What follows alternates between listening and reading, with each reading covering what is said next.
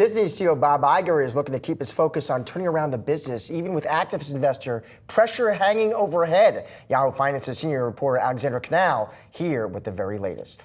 Yeah, so this is a Morgan Stanley media and telecom conference out in San Francisco. We've heard from a fair amount of media executives, but everyone was excited to see what Disney CEO Bob Iger would have to say here, because Disney has been in the news a lot lately, especially as it relates to these activist fights. Bob Iger, not mincing words, saying he does not want this to distract from the core of the business. He said, quote, "I'm working really hard to not let this distract me, because when I get distracted, everyone else gets distracted. That diverts the focus of the company, and we really need to be focused in order to deliver shareholder value." He pointed to the complexities of Disney's business overall. You have multifaceted segments. You have a lot of those segments undergoing severe pressure, like streaming.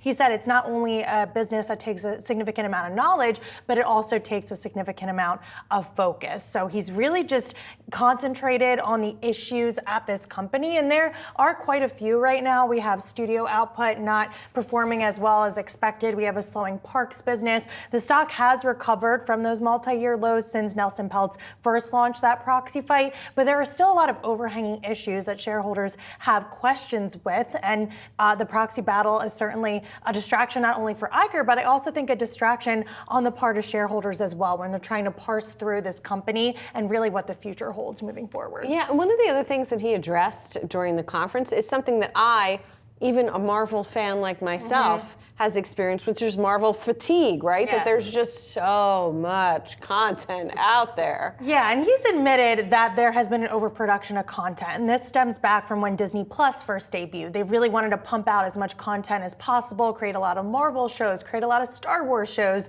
and then it led to this Marvel fatigue. But he did press back against that, saying that he doesn't think consumers have fatigue when it comes to certain really good shows. That's what he said. He said, if a movie is good, if a show is good, people will come out and see it. Right, but not everything has been equally good. Exactly, and I think that's his point. There's been a missing link here. There's lack of creativity. That's the word he's continuously used. And he even said that they had to go back and scrap certain movies and projects. He said they haven't been public about that, but that they've really been trying to parse through their catalog of content and make sure that they're not just releasing movies and TV shows just for the sake of releasing movies and TV shows. So we'll see. They do have a significant slate coming out in the back half of this year. We have the Moana sequel.